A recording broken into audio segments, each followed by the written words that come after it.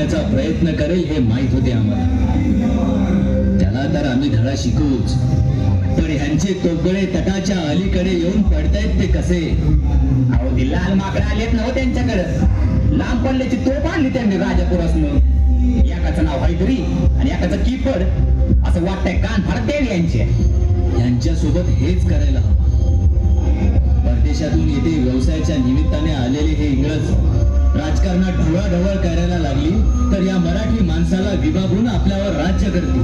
भारत त्यांचा रचलेला मनसुबा आम्ही आणून काढूच आणि मग या सिद्धी जोरला या जमिनीत गाडू. काय म्हणता बाजी प्रभू?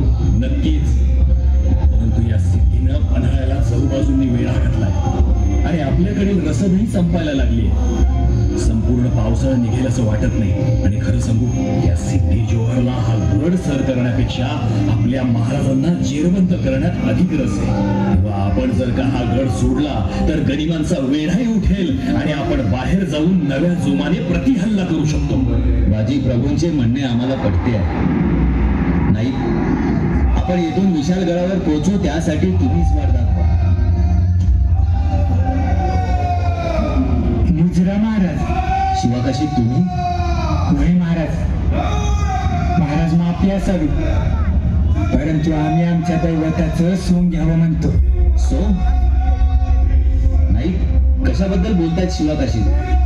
महाराज, शिवा तुमच्यासारखा पोशाख परिधान करून एका पालखीतनं सिद्धी जोहरला भेटण्यात जाईल आणि त्याला बोलण्यात गुंतवून ठेवी.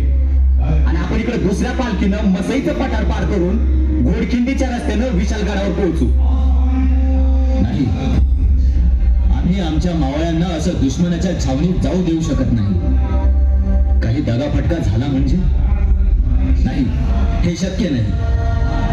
महाराज माफी असावी, पण या स्वराज्यासाठी आमचा बाप जीवाचं रान करतोय.